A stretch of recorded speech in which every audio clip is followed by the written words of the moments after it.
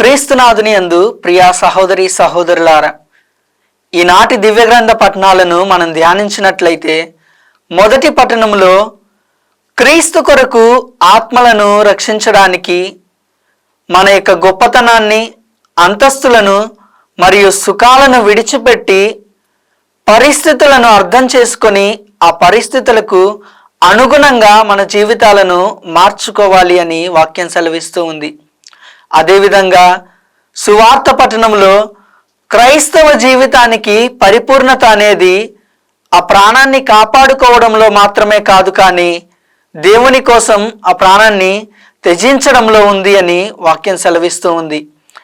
ఇదే వాక్యాన్ని అనుసరిస్తూ పునీత యోహాను గారు 12వ అధ్యాయం 24వ వచనంలో పలుకుతూ ఉన్నారు. ఆవగింజ అనేది ఎప్పుడైతే భూమిలో పడి నశిస్తుందో అప్పుడే దాని ఫలితాన్ని మనం చూడగలము.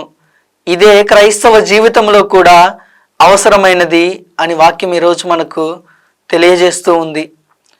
అయితే ఈ తగ్గించుకోవడము మరియు దేవుని కొరకు ప్రాణాన్ని త్యజించడం అనేవి ఈరోజు మనం స్మరిస్తున్నటువంటి పునీత జాన్ డి బ్రిట్టో గారి జీవితంలో చక్కగా నెరవేరినటువంటి విషయాలు. ఈ జాన్ డి బ్రిట్టో అనేటువంటి పునీతుడు బ్రెజిల్ దేశంలో ఒక గవర్నర్ కుమారుడు. ఆయనకున్నటువంటి అంతస్తులను, ఆస్తులను లెక్క చేయక ఒక గురువుగా ఈ భారతదేశానికి వచ్చి ప్రజలతో మమేకమై వారి యొక్క ఆచారాలను తెలుసుకొని వారిలో ఒకటిగా జీవించారు.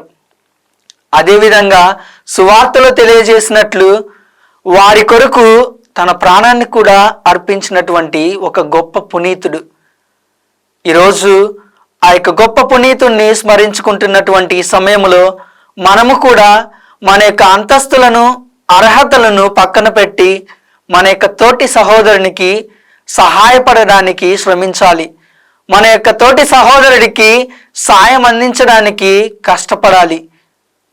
ఎప్పుడైతే మనము మన యొక్క తోటి సహోదరునికి మనం చేయగలిగినటువంటి సాయాన్ని అందిస్తామో అప్పుడే క్రైస్తవ జీవితానికి ఒక పరిపూర్ణత ఉంటూ ఉంది అని ఈనాటి వాక్యాలు, అదేవిధంగా పునీతుని జీవితం మనకు తెలియజేస్తూ ఉంది.